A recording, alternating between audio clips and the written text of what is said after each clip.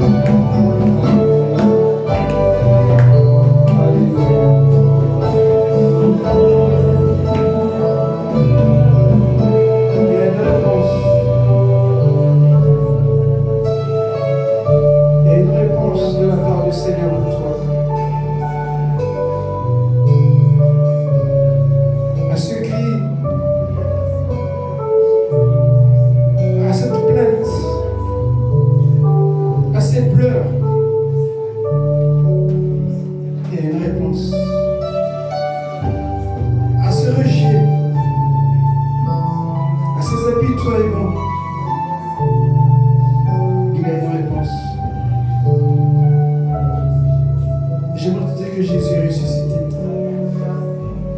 Et la puissance de la résurrection est là. Je veux que tu saisisses ce moment, bien-aimé. Alors lève-toi maintenant. Lève-toi parce que tu as une réponse. Et la réponse viendra de ton cœur, de ta bouche. Si tu crois et que tu confesses, tu le verras s'accomplir. Nous avons chanté un cantique. Je ne comprenais pas. La traduction m'a dit qu'il menaça la mer et dit tais-toi. Je crois que c'était bien ça. Alors écoute-moi. Brandis ton poing comme un vainqueur. Tu vas dire au souci de se taire, à la maladie, aux situations, au blocage, tout ce qui t'étouffe, tout ce qui te retient quelque part, ou que te suspend en ciel était, il te dit mais Seigneur, Seigneur, pourquoi ne réponds-tu pas? Dieu entend et Dieu répond et tu vas parler et tu vas menacer les soucis, les problèmes, les situations. Tu vas ordonner qu'ils se taisent au nom de Jésus. Et maintenant tu parles. Souci, tais-toi. Maladie, tais-toi. Cauchemar, tais-toi.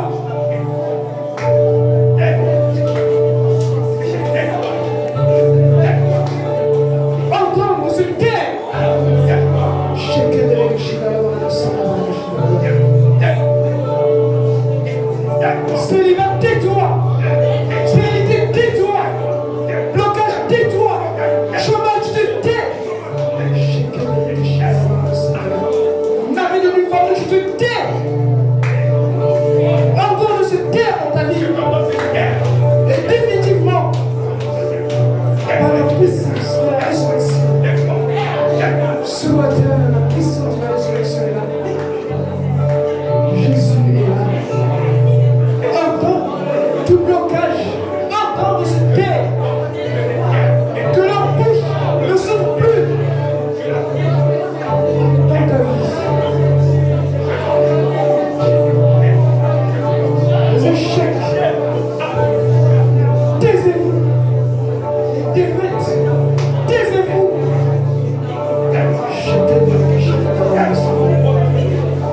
Entends qui se taire dans ta vie. Je disais à Jérémie, ordonne, détruis, renverse, parle, ordonne.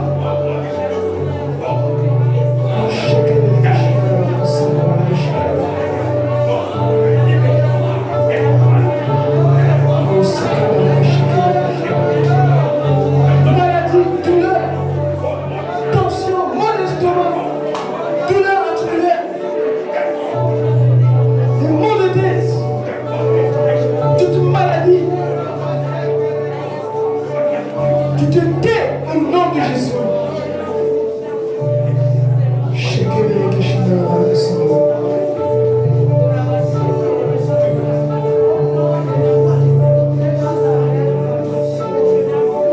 Que ce soit la sorcellerie, que ce soit les démons, pas de négociation. Taisez-vous et sortez au nom de Jésus. Dans la vie de mes enfants, dans mon foyer, dans ma maison, et même dans l'église, je vous commande de partir, de vous taire au nom de Jésus.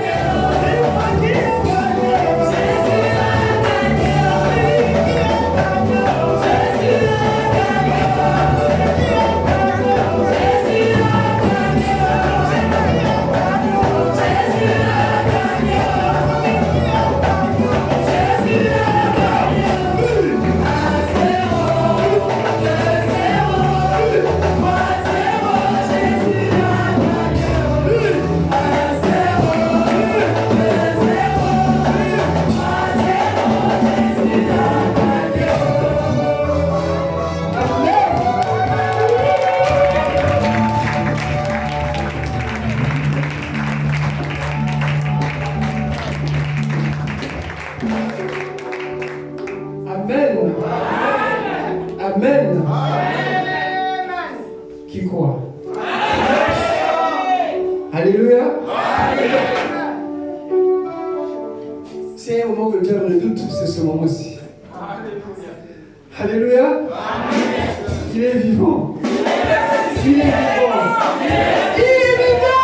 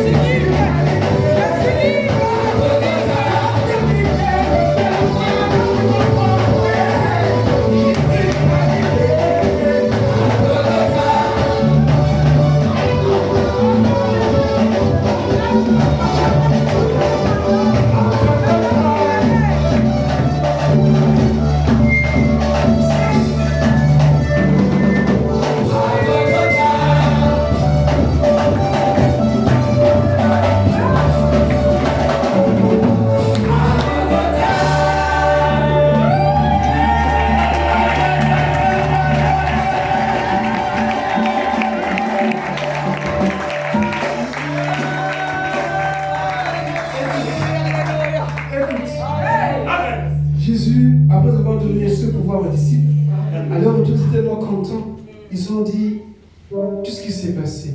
Et Jésus a dit, j'ai vu Satan tomber du ciel comme un éclair. Qui a vu la maladie tomber? Qui a vu le succès tomber? Qui a vu l'orage tomber? Alléluia. Ils sont tombés. Ils sont tombés. Ils sont tombés. Ils sont tombés. Alléluia.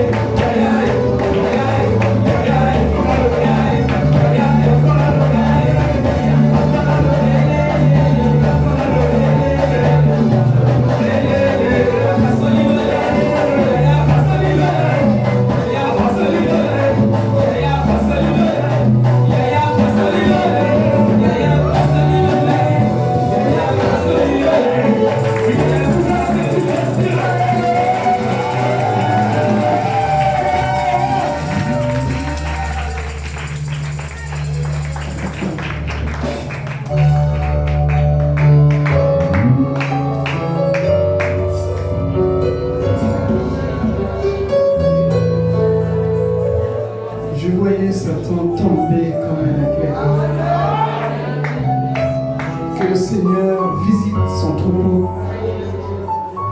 Et que la puissance de la résurrection soit le partage de tout un chacun maintenant. Et recevez selon sa grande grâce, miséricorde, son amour, au nom de Jésus. Soyez tous bénis.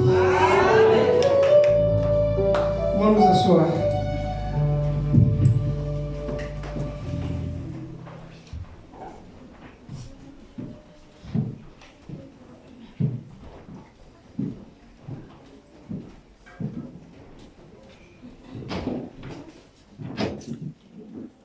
Amen, amen, amen, amen, amen. Amen.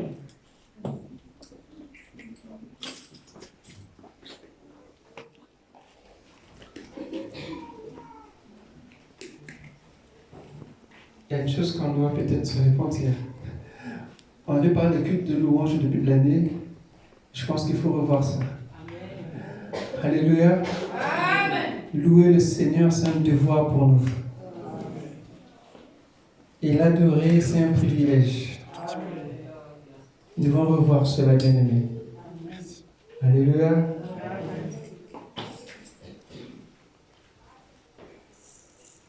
Le monde entier parle de la Pâque, ou célèbre la Pâque. Et je disais ce matin que la Pâque, c'est la puissance de la rédemption. Dieu a délivré Israël d'Égypte à main forte et à bras levés. L'Égypte a vu la puissance de Dieu. Et Jésus n'a pas changé. Amen. Amen. Quelques textes que nous pouvons noter. Exode 12, où Dieu institue la Pâque. Deutéronome 16, 1 à 8, où Dieu donne un ordre pour pouvoir se rappeler de ce moment et le célébrer à perpétuité. Il donne un ordre qui sera perpétuel pour Israël. Mais nous savons que l'Ancien Testament, c'est l'ombre. Alléluia. Ce n'est pas la réalité, mais que l'ombre. Qui a peur de l'ombre? Dommage que d'autres ont peur de l'ombre. Et dans le Nouveau Testament, nous avons la réalité. Ce qui était une ombre dans l'Ancien est devenu réel dans le Nouveau Testament. En la personne de Jésus, Jésus seul. Amen. Ça veut dire que c'est de lui que les prophètes ont parlé. Et toute la loi ramène à Jésus. Et dans les épîtres, ou les lettres de Paul, de Pierre, de Jude, de Jean, nous avons l'explication, ou l'application, ou le bénéfice, ou les enseignements de la doctrine, qui est pour nous une bénédiction. Alléluia. Amen. Mais la rédemption, la Pâque, c'est un acte rédempteur, avec puissance, avec magnificence, avec gloire. Amen. Matthieu 26, 17 à 19. 1 Corinthiens 11, 23 à 26. Mais on va lire juste Matthieu 26, 17 à 19. 1 Corinthiens parle de la Sainte Seine. Parce que Jésus a transformé, ou il a modifié, ou bien il a changé l'ordre de la Pâque de l'Ancien Testament, de ce que nous célébrons la Sainte Seine. Amen. Israël célébrait la Pâque en ce temps-là, mais aujourd'hui ce n'est plus cette Pâque-là, c'est devenu la Sainte Seine. Matthieu 26, 17 à 19. Matthieu 26, versets 17 à 19. Le premier jour des pains sans levain, les disciples s'adressèrent à Jésus pour lui dire « Où veux-tu que nous te préparions le repas de la Pâque ?» Il répondit « Allez à la ville chez un tel et vous lui direz « Le maître dit, mon temps est proche, je ferai chez toi la Pâque avec mes disciples. » Les disciples firent ce que Jésus leur avait ordonné et ils préparèrent la Pâque. Amen. Jésus se devait vivre cette Pâque, mourir cette Pâque. Parce que cela devait s'accomplir dans sa personne. Parce que le temps était arrivé. Amen. Je disais que la Pâque, c'est un acte rédempteur. C'est la puissance même de la rédemption. On ne se rend peut-être pas compte, mais nous avons racheté par un acte puissant de rédemption, de la part de Dieu. Ce qui s'est accompli à la croix, c'est un acte puissant. Et à cette puissance, quand nous lisons Exode 12, nous voyons que la grande défense que Dieu a opérée, c'était un acte qui a fait pleurer tout un pays. Parce que la puissance de Dieu s'est manifestée. Amen. Et quand nous lisons en Romains 1,16, Paul dit, je n'ai point honte de l'évangile, car c'est une puissance pour le salut de quiconque croit. En fait, dans le salut, il y a une puissance de rédemption. Et ça, parfois, on l'oublie. Mais quand nous regardons de près ce que Paul dit,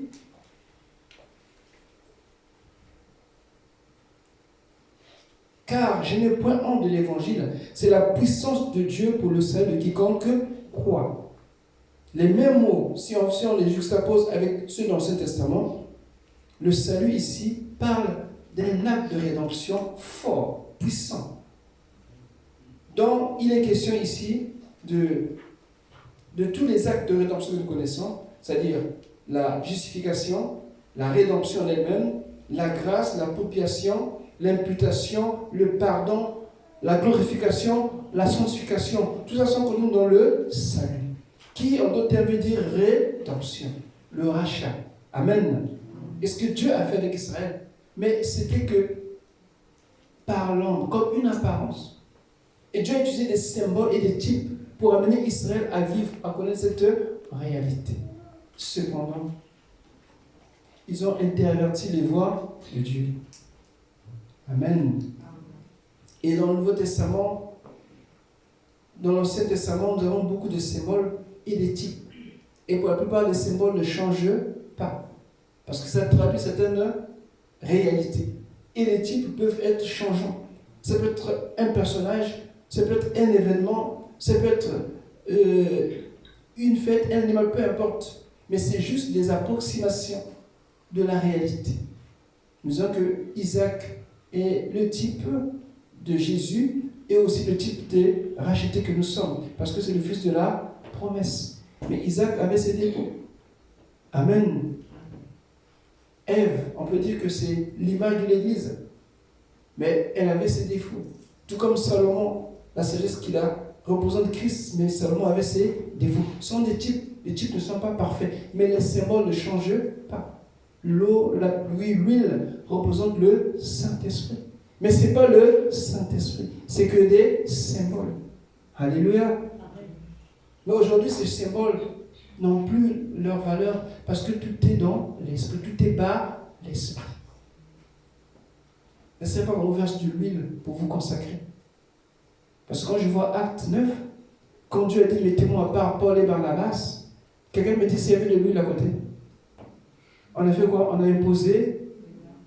Maintenant c'est spirituel.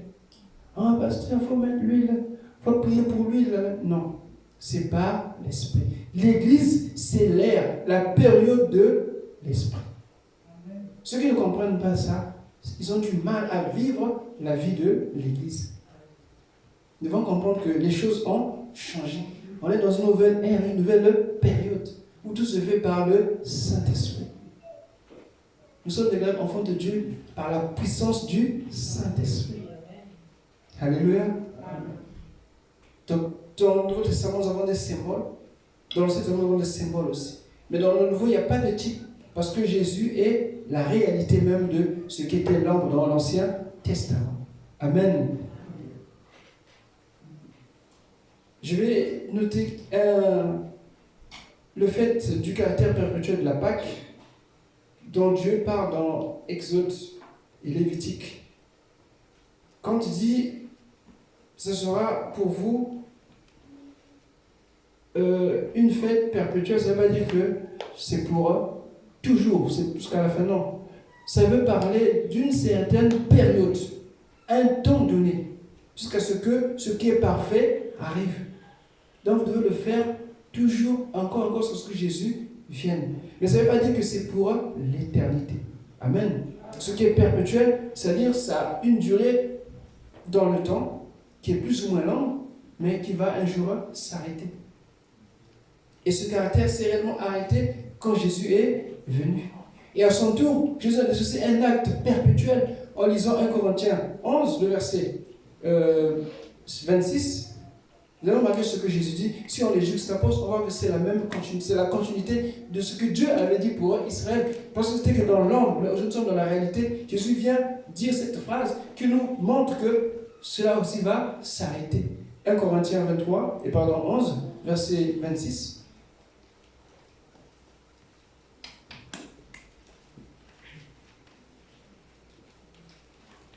1 Corinthiens 11, verset 26, je lis la parole du Seigneur. Amen. En effet, toutes les fois que vous en boirez, en effet, toutes les fois que vous mangez ce pain et que vous buvez cette coupe, vous annoncez la mort du Seigneur jusqu'à ce qu'il vienne. Amen. Amen. On peut dire que de façon perpétuelle, chaque fois que nous le faisons, de manière perpétuelle, mais ça va s'arrêter. Pourquoi? Parce que Jésus revient. Alléluia. Jésus revient. Nous oublions que Jésus revient en hiver. Bien aimé, Jésus revient. Amen. Ça doit changer notre mentalité, notre vie chrétienne, même aussi notre entourage. Jésus revient. C'est une certitude. Parce que cela montre bien que ce qu'il a laissé, alléluia, va s'accomplir. Si ce n'était pas le cas, il ne l'aurait pas dit. Amen. Puisqu'il a dit, il va le faire. Il reviendra. Et je vous dis une chose, on doit toujours être prêt à cela. C'est pour ça que quand on entend le symbolisme de la Pâque, nous comprenons que ce message est plus jamais actuel et vivant et urgent. Parce qu'on a tendance à s'endormir. La Bible dit, réveille-toi, toi qui dors. Réveille-toi dans tous les morts et Christ t'éclairera. On a besoin d'être éclairé. Et c'est la parole de Dieu qui nous est. Quand nous disons victoire, Jésus ressuscité, pour nous, ce n'est pas passé. C'est maintenant.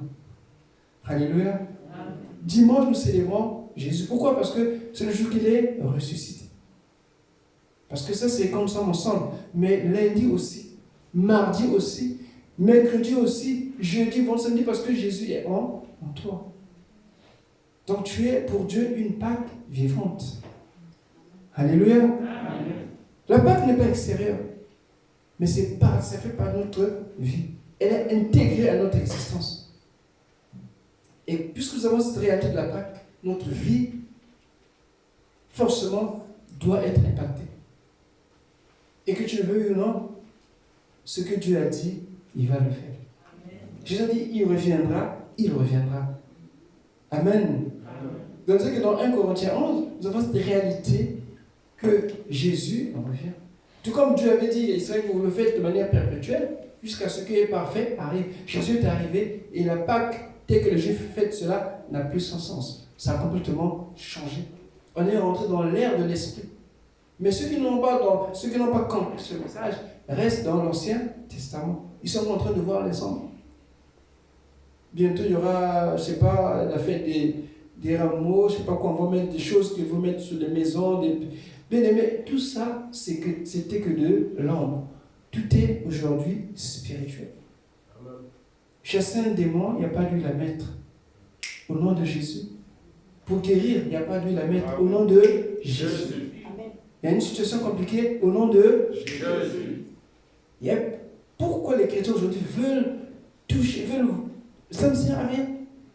Vous perdez votre temps et le diable vous distrait comme ça. Aujourd'hui, l'huile d'olive est devenue très chère parce que les chrétiens achètent beaucoup d'huile d'olive.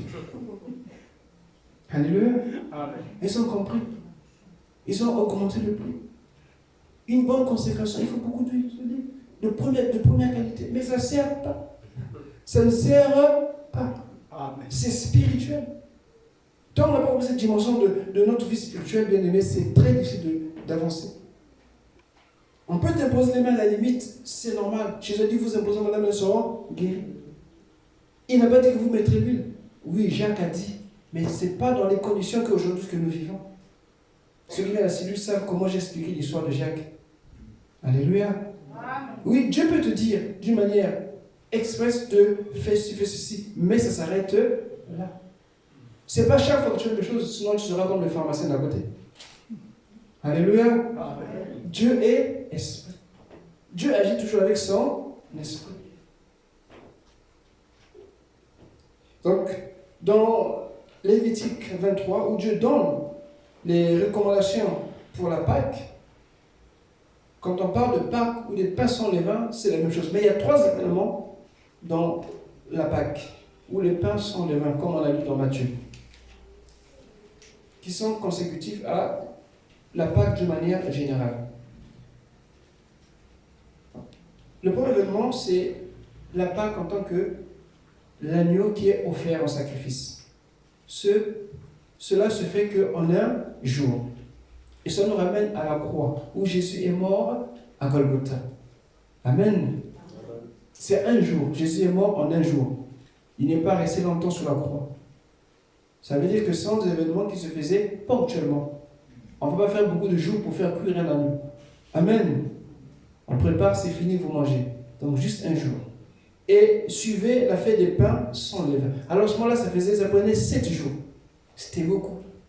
La tradition juive disait qu'il fallait enlever le levain dans la maison. On balayait, on nettoyait tout ce qu'il avait à nettoyer. On enlevait toute trace de levain pendant 7 jours. Et les gens mangeaient le pain sans levain. La Bible appelle ça le pain d'affliction ou le pain de misère. Cela nous parle de la vie, une vie sans péché. Amen. Ça parle de la vie de Jésus. Parce que c'est un symbole, mais c'est aussi prophétique, mais c'est aussi, si on le veut, un type de la vie. Parce que la vie de Jésus, c'est une vie sans péché. Alléluia. Donc le 7 peut symboliser toute une vie. Et quand Jésus a donné sa vie, cette vie n'était pas une vie souillée par le péché. C'est une vie qui était sanctifiée, purifiée. Et pendant 7 jours, les Juifs avaient l'obligation de ne pas toucher au levain, de manger un pain de misère. C'est pourquoi on appelle pain de misère pain d'affliction. Parce que c'est un pain qui est dur. Ça fait mal. Ceux qui ont des dents fragiles, ça fait mal. Amen. Vous connaissez ce pain? On le mange ici. Parce que ce pain, contrairement au pain ordinaire, avec de la levure ou du levain, c'est croustillant, c'est moelleux, c'est bon à manger. Donc ce pain, c'est un pain de mauvaise qualité pratiquement, mais c'est pour dire que notre vie en tant qu'enfant de Dieu est différente de la vie du monde. Leur plaisir, leur joie ne sont pas les nôtres. Aujourd'hui, les chrétiens veulent et les joies du Seigneur et les joies du monde. Non, notre vie doit être une vie sans levain. Alléluia. Amen. Ne vous confondez pas au siècle, mais aujourd'hui c'est devenu à la mode. Il n'y a plus de limite. J'ai lu hier quelqu'un qui pose la question de savoir comment faire. Tout ce qu'on baptise aujourd'hui ne vient plus dans les églises. C'est un vrai sujet. En réalité, quand j'ai regardé, je me dis, mais c'est vrai. Je me dis, mais Seigneur, mais pourquoi? C'est vrai qu'on baptise beaucoup de gens, année après année, mais tous ne viennent pas dans l'église. Est-ce qu'ils viennent seulement pour être baptisés et repartir, ou bien il y a autre chose qui se passe? Alléluia. Amen. J'ai souri en pensant à une chose, je vous fais part de ça, c'est que le chrétien qui aujourd'hui est connecté, comme on dit, il a place de tout. Il suffit seulement de cliquer, il a des prédications, il a des commentaires, il a tout ce qu'il veut. Pourquoi il est à l'église? Mais il lui manque une chose, le baptême. Donc dès qu'il a le baptême, il va ouvrir son église. Son église, c'est Facebook, c'est YouTube. C'est quel autre réseau social que vous connaissez? Il est dedans. Pour lui, l'église, il critique même l'église. Parce qu'il a son église, il a son mur, et il met tout. C'est une mentalité maintenant qui est presque à la mode. Et c'est dangereux. Parce que quand nous sommes ensemble, nous grandissons, nous écoutons la parole ensemble, nous apprenons à prier et à adorer ensemble. Mais ces chrétiens, c'est une espèce un peu difficile à classifier. Amen. Amen. Donc les gens viennent dans l'église parce qu'il y a le baptême qui ne peut pas se faire baptiser, parce qu'il n'est pas que quelqu'un peut se faire baptiser. Donc du coup, on a besoin d'une église pour être baptisé. Une fois qu'il a le baptême, ils font ce qu'ils veulent. C'est un peu dommage. Mais je crois que c'est une ruse des temps de la fin pour détourner beaucoup de gens de l'Église. Mais nous, on ne doit pas être comme cela. Donc notre vie en tant qu'enfant de Dieu, nous devons avoir une vie sans péché, une vie de sanctification. C'est-à-dire nous mangeons le pain sans levain, pas de compromis. Même si c'est dur à mâcher, on mange quand même. Alléluia. Amen. Ça veut dire que les gens vont en boîte, vont danser, vont dans des fêtes. Toi, tu restes dans la présence du Seigneur. Tu te préoccupes des activités de l'Église, tu prends soin de la maison de Dieu, tu vas visiter les frères, tu vas fortifier les frères, tu évangélises, tu exhortes. Et le monde ne va pas t'aimer, ça c'est sûr. C'est ce que ça veut dire. Amen. Et quand Jésus était à la croix, quand Dieu est tombé sur Jésus, quand le Seigneur a vu en Jésus, il n'y avait pas de levain, il n'y avait pas de péché. Je sais que le prince, le chef de ce monde vient, il n'a rien de commun avec moi. Parce que c'est une vie sans péché. Amen. Amen. Et ensuite, venaient les prémices. Ça durait un jour, cette fête-là, seulement pour un jour. Ça se faisait le lendemain du sabbat, c'est-à-dire après les 7 jours de pain sans levain, qui finissaient le samedi, le sabbat, et le dimanche, c'était la fête des prémices. C'est la résurrection. Alléluia. Amen. Ça parle de la résurrection. Les premiers fruits, c'est Jésus. Et comme en Jésus il n'y a pas de péché, la mort ne pouvait rien faire. Il est ressuscité. Amen. Donc la Pâque parle de Jésus. Et il y a un événement, peut-être que je ne l'ai pas dit ici. La deuxième fois qu'on parle de Jésus dans la Bible, en dehors de sa naissance, c'est quand il est parti à Jérusalem avec ses parents.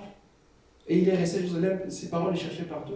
Parce que c'était lors de la fête de Pâques. Amen. Je crois que c'est Luc 2 qui en parle. Luc 2, 41 ou 42 comme ça qui en parle. Et c'est là qu'on voit que ces fêtes étaient obligatoires pour les Juifs de les observer.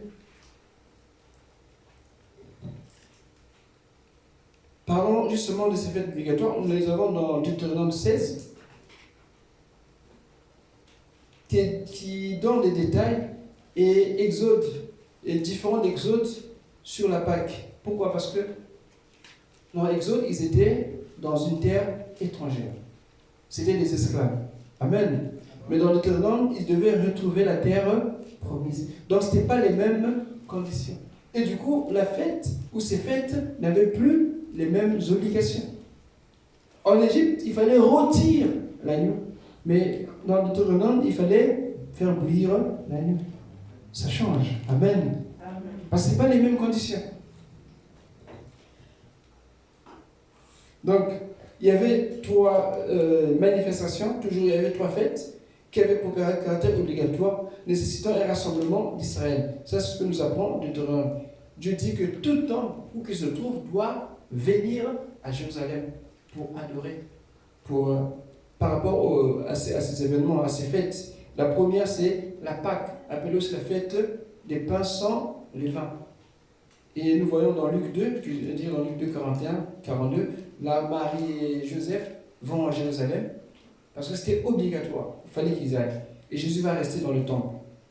Et la deuxième fête, c'est la fête des semaines, qu'on appelle la fête des moissons, ou que nous connaissons sous le nom de Pentecôte. Nous savons ce qui s'est passé ce jour-là.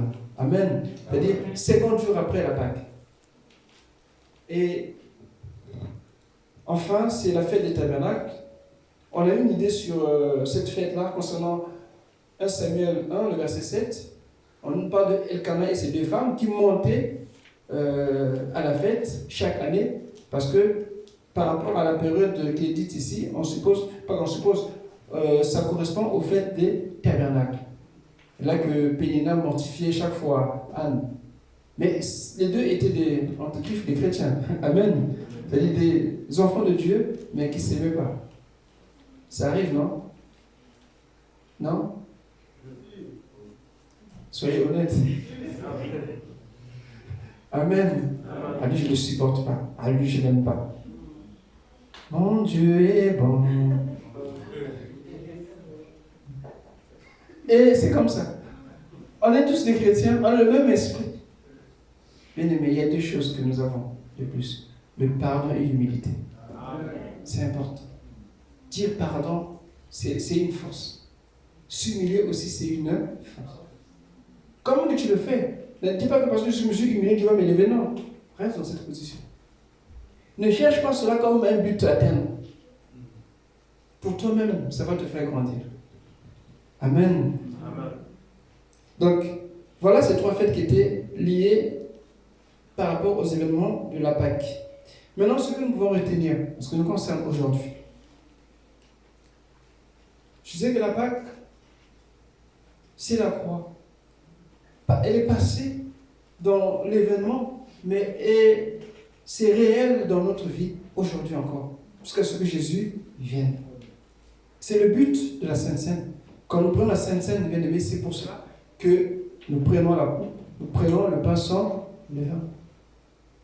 Et aussi, Dieu interdisait à tout étranger de participer à la Pâque s'il n'est pas circoncis. Et même si l'Église ne permet pas aux gens qui ne sont pas baptisés par l'immersion de prendre la Sainte Seine.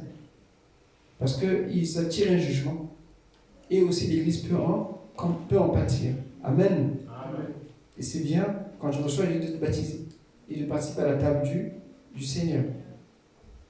Donc, ce que nous pouvons retenir d'une éducation personnelle, comme je disais que dans les explications que nous avons dans les épîtres, ou les bénéfices, premièrement, on parle de l'agneau rôti. L'agneau était rôti. On est en Égypte ici. Il passe sous le feu. Nous savons que le feu, c'est le symbole du jugement. Amen. Amen. Nous serons tous jugés par le feu. Nous passerons par le feu. Chrétiens ou non chrétiens, pas. Mais sauf que nous, ce ne sera pas pour la condamnation, mais ce sera pour les récompenses. Amen. Aujourd'hui. Mais le jugement, le feu parle d'un jugement. Et Psaume 26, le verset 2, on va lire cela. Proverbe 17, le verset 3. Qu'est-ce que Dieu éprouve quand tu nous juges? Comment il se fait ce jugement? Quand tu le sais, bien aimé, ça doit t'interpeller et aussi modifier ta trajectoire. C'est le but.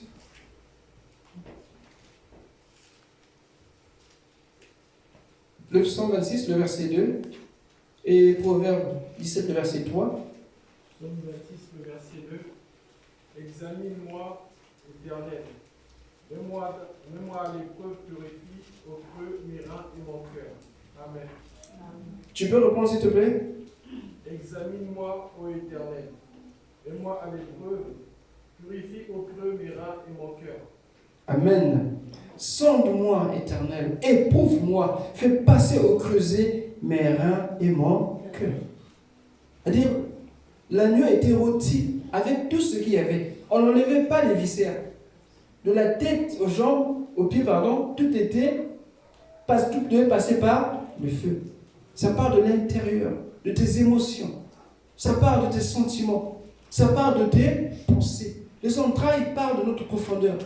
Ce qui nous émeut, ce qui nous fait mal, ce qui nous touche. Dieu éprouve cela par sa parole. Alléluia. Parce que quand Jésus était à la croix, Dieu l'a sondé. Ses pensées, il n'y avait que Dieu. Jésus a dit que ce que je fais la volonté de mon Père. Ce que je dis les paroles que mon Père m'a dit de dire. Tout ce que Jésus faisait, c'était pour son Père. Ses jambes, ses pieds, c'était pour annoncer la bonne nouvelle. Guérir les malades. Voilà le chrétien, comment il doit être devant le Seigneur. Quand tu nous sens, quand tu vois. Mais s'il te voit dans tes pensées, s'il voit ce qui est dans ton cœur, et que ça ne correspond pas, ça doit t'interpeller. Alléluia. Amen. Quelles sont tes pensées, tes sentiments? Qu'est-ce qui est au profond de toi, des entrailles? Ça reflète quoi? Est-ce qu'il y a la miséricorde? Est-ce qu'il y a la compassion? Est-ce qu'il y a l'amour? Ou bien c'est la vengeance, la calomnie, les mauvaises pensées, tout cela. Dieu nous éprouve. Et dans Proverbe 17, le verset 3, on vient préciser une chose. Proverbe 17, le verset 3. Oui. Le creuset est pour l'argent, le fourneau pour l'or, et celui qui met les cœurs dans l'épreuve, c'est l'Éternel. Amen. Le creuset, le fourneau, tout cela c'est fait pour l'or et l'argent. Parce qu'il y a un grand feu pour purifier, pour enlever les impuretés. Mais ce qui est les impuretés du cœur de l'homme, c'est la parole de Dieu qui les purifie. On a du mal parfois à accepter la parole de Dieu quand elle s'applique dans nos vies. Mais laisse la parole de Dieu te toucher. Laisse-la faire son œuvre dans ta vie. Parfois, ce n'est pas tout dans le sens que l'on veut, mais laisse Dieu faire.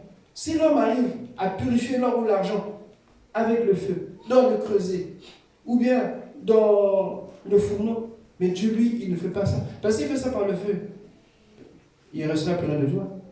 Tu vas calciner. Mais il envoie sa parole. Parfois, acceptons de la parole de nous sommes. Nous reconnaissons ce que nous sommes. Amen.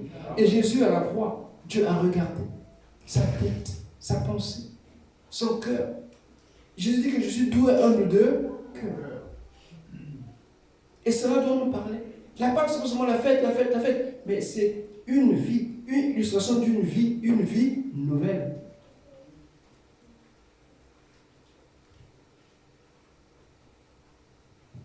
Et pour cela, bien aimé, c'est une vie éprouvée par Dieu qui parle d'une consécration totale. La consécration, bien aimé, c'est un abri, c'est une sécurité. Alléluia. Amen. Ensuite, le pain sans levain. Je disais que c'est la séparation avec le péché. On doit accepter cette séparation. Même si le péché, même s'il attire, même s'il est, voilà, mais on doit s'en séparer. Le péché, tu peux te réjouir du péché pendant quelque temps, mais sache que la conséquence, ça t'emmènera à la mort. Ou beaucoup d'autres choses. Parce que le péché, en fait, c'est quoi? Qu'est-ce qu'il fait? C'est comme un lapin. Quand il vient, avec une belle forme, belle couleur, mais derrière, le lot qu'il a derrière, tu n'as pas idée. Alléluia. Tu n'as pas idée du tout. Il y en a qui se plaisent dans la vue du péché, mais ils ne voient pas ce qu'il y a derrière. Ils sont aveuglés. Mais quand tu as l'esprit de Christ, quand tu as la parole de Dieu, dès qu'il y a des choses là qui se voient, tu vas dire, je ne crois pas, mais non, ça, ce n'est pas de Dieu. Tu peux reculer, tu peux refuser. Comme nous donne ce conseil, fouillez le péché. Alléluia. Ne va pas encore dire que non, moi je prie. Hein. Non, fouille le péché.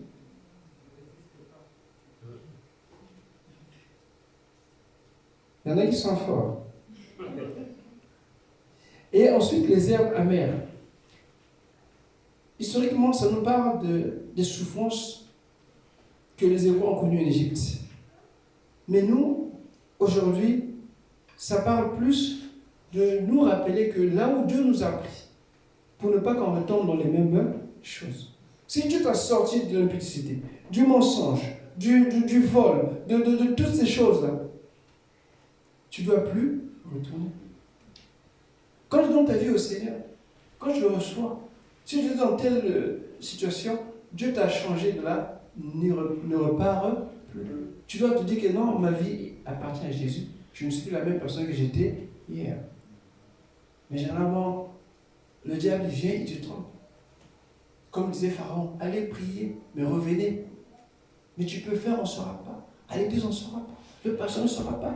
Fais seulement un peu, mais c'est rien du tout. Essaie, tu vas voir.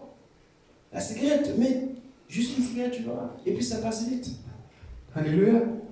Mais ce que tu diras, non, tu es en complet temple du Saint-Esprit. Tu peux refaire cela.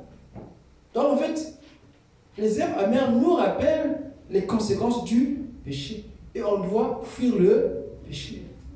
Ça, c'est dans la Nouvelle Alliance. Et le sang, c'est la vie de Dieu que nous partageons, la vie de Jésus.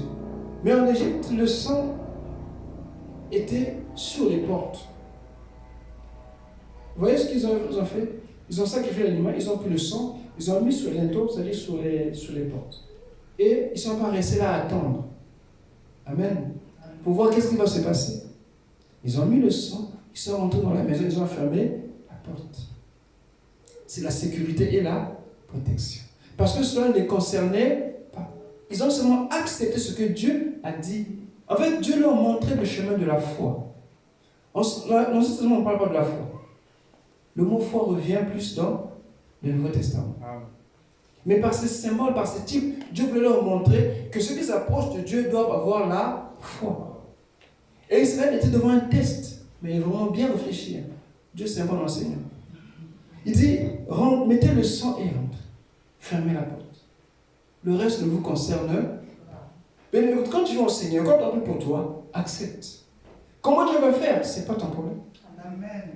Toi, tu sais seulement que Dieu a dit, je le crois, et c'est tout. S'il y avait qui était curieux pour dire, bon, on va voir ce qui va se passer. Moi, je me rappelle, à l'an 2000, quand en 1999, à la veille de l'an 2000, les gens disaient qu'on va pas dormir, on va voir comment ça va se faire. Sera quelle couleur l'an 2000? Tout c'était pratiquement dans l'air. Minuit moins 5, les gens attendaient. Minuit moins 2, les gens attendaient là. Minuit moins 1, les gens attendaient là. Minuit pile. Il regarde aussi. Il regarde dans tous les côtés. Il regarde dans tous les côtés. D'autres montent sur les toits là. D'autres sur les arbres. Bien aimé, il s'est passé rien. Il y avait des gens qui avaient acheté des casiers de billets qui attendaient l'an 2000. Il dit on ne dort pas. D'autres avaient fait des veillées avec des cafés, on ne dort pas en l'an 2000. Alléluia. Amen. Mais c'est rien passé. Les gens, d'autres étaient déçus. Et ils disent, on savait qu'il ne devait rien se passer. Mais tu étais quand même resté là. C'est vrai que quand Dieu dit quelque chose, nous devons avoir confiance. Nous devons avoir foi. Parce qu'il avait été resté à l'extérieur en attendant voir le sang va faire quoi, va nous protéger. Quand l'ange d'extérieur devait passer, il devait être tué. Mais c'était pour leur protection. Parce que le sang concernait Dieu. Le sang ne concernait pas les Égyptiens, mais c'était Dieu. Parce qu'aux yeux de Dieu, aux yeux de la justice de Dieu, tous étaient coupables. Et les Juifs et les Égyptiens. Esclaves ou libres devant Dieu, tous étaient coupables. Elle dit que tous ont péché et sont privés de la gloire de Dieu. Alléluia. Si on enlève Jésus, ça ne peut plus se faire. On est pareil que l'homosexuel à côté. On est pareil que le pédéraste à côté. On est pareil que le violeur à côté. Aux yeux de Dieu, on est pareil. Ce n'est pas notre bonne moralité qui nous sauve. C'est parce qu'on est poli à 100% qu'on est sauvé. Non. On est sauvé par Jésus. Par son sacrifice. Oh, les citoyens sont méchants. Comment ils ont pu faire ça? Pendant 400 ans, ils ont... Et eux, les esclaves, et les maîtres, aux yeux de Dieu, tous étaient coupables. Et donc, Dieu, quand on voit son jugement, pour les épargner, il dit, mettez le sang. Quand je verrai le sang, je passerai. D'où le mot Pâques, qui signifie épargner. Le laisser de côté, surpasser, survoler. Et ils étaient en sécurité. C'est un acte de foi. Dieu nous apprend la foi. Ce que nous écoutons de la parole du Seigneur, ayons confiance, ayons foi que ce que Dieu a dit, il va l'accomplir. Amen. Amen. Parfois nous cherchons trop. Ça ne sert pas. On ne peut pas chercher des choses que humainement on ne peut pas expliquer. Ni scientifiquement, ni avec la sagesse de l'homme, toute sa sagesse. Mais seul Dieu, quand il dit quelque chose, il sait, il se trompe jamais. Amen. Israël était en sécurité dans la maison. Pendant que l'ordre d'Exode passait frapper tous les premiers d'Égypte, eux ils étaient en paix. Ils ne savaient même pas ce qui s'est passé. Ils ont entendu seulement des cris. Mais ils ne savaient pas ce qui s'est passé. S'ils avaient vu des géants ou pas, personne n'a su. Ce qu'ils savaient, c'est qu'ils attendent le moment de sortir. D'où la raison que Dieu avait dit, vous allez manger des pains sans. Parce que si vous attendez que la pâte fermente, la pâte pour faire des bénéfices, quand l'autre va venir là, vous n'allez pas sortir. Donc vous mangez des pains comme ça. C'est vrai que notre vie dans ce monde, on ne doit pas chercher les plaisirs de ce monde, bien aimé, je vous dis. Si on cherche trop les plaisirs de ce monde, le jour d'enlèvement, quand on va sonner, je ne sais pas dans quel état tu te trouves. Mais Jésus revient. Et il revient bientôt. Et toujours par rapport au sang, j'insiste, excusez-moi, c'est parce que quand Jésus vient, il change. Il dit plus que le sang mettez sur les portes, non, buvez. Ah là, ça change. Parce qu'il nous fait participer à sa nature divine. Parce que la vie est dans le sang. Et la tradition juive exigeait que le jour lors du repas de Pâques, il y avait 4 coupes. La première coupe, c'était avant de commencer à manger. La deuxième coupe, c'était après le premier repas. La troisième coupe qui vient, c'était pour la bénédiction. Et cette coupe, c'est celle que Jésus nous a donnée à boire. La nouvelle alliance. ce que 1 Corinthiens 10, 6, je pense 10, que c'est la coupe de bénédiction. Quand on prend la Sainte Bien-Aimée, c'est une bénédiction. Amen. C'est pas une condamnation. Voilà pourquoi ceux qui prennent son discernement, eux-mêmes se condamnent. C'est pas que nous condamnent, mais eux-mêmes, ils s'exposent à la colère de Dieu. Amen. Amen. Et ensuite, il fallait qu'ils soient tous revêtus, tous habillés, parce que l'ordre pouvait venir d'un moment à l'autre. Et avoir un bâton à la main. Et le symbolisme, c'est que les habits parlent des œuvres de justice que les chrétiens doivent accomplir. On n'est pas sauvé par rapport aux œuvres, mais on est sauvé pour accomplir les bonnes œuvres. Et le bâton, c'est le compagnon, celui qui te guide, qui te soutient quand tu marches. Israël a besoin du Saint-Esprit pour l'aider à marcher dans le désert. Mais aujourd'hui, cet esprit n'est plus à l'extérieur, il est à l'intérieur de toi. Tu as le Saint-Esprit. Donc tu as tous les éléments là qui sont en toi. Et ta Pâque à toi, bien-aimé, tu l'as. Parce que Jésus est en toi. Amen. Alléluia. Amen. Alléluia. Amen. Aujourd'hui, c'est un jour de victoire. Aujourd'hui, c'est un jour de puissance. Aujourd'hui, c'est un jour où chacun de nous doit revoir que ce que Jésus a fait pour lui, ce que Jésus a fait, personne ne pouvait le faire. Et c'est pour ça que nous avons cette grâce d'être aujourd'hui rachetés par son sang.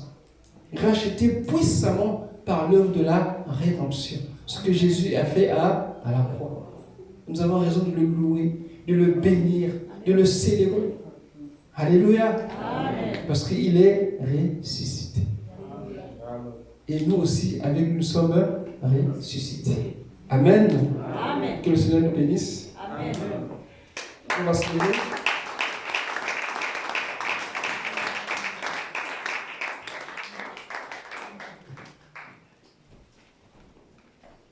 Amen, amen, amen, amen, amen.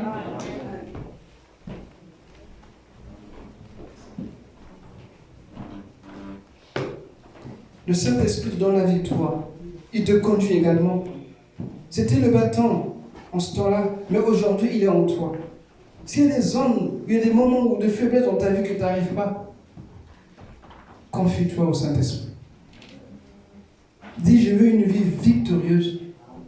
Je veux expérimenter la puissance de la résurrection dans ma vie, dans ma marche. Car ce qui est plus dans son Seigneur, ce n'est pas ce que tu veux faire, mais ce que tu es à ses yeux. Alléluia. Sois la véritable Pâque que Dieu approuve, que Dieu veut approuver. Que ta vie soit ainsi bien-aimée. Commence à prier. Demande au Seigneur la force. Appuie-toi sur le Saint-Esprit. Qu'il ait une démarcation dès cet instant.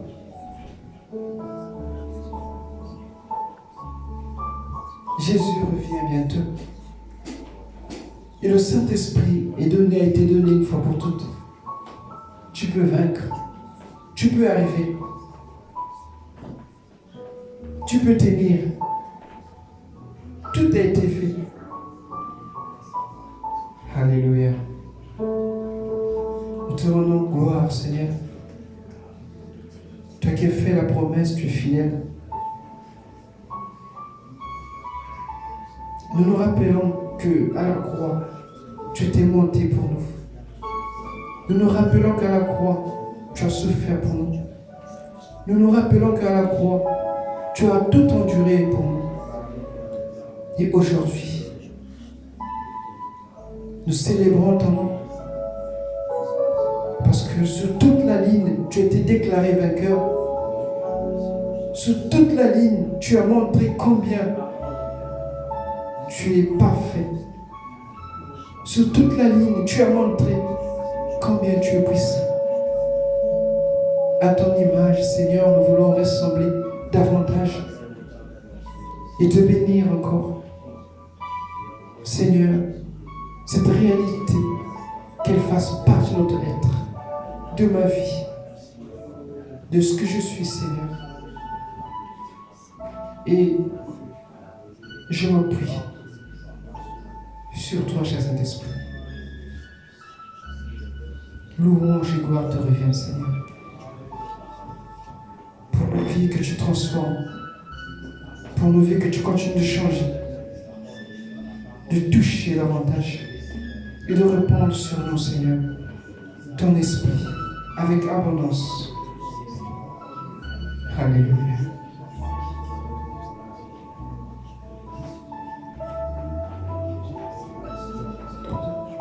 Seigneur, merci encore pour ta parole. Père, nous croyons que tu nous as encore enseigné en ce jour. Merci de nous avoir remplis encore. Bénis ton serviteur encore davantage. Te bénissons, nous te magnifions dans le nom puissant de Jésus. Amen. Est-ce que tu peux acclamer pour la parole de Dieu?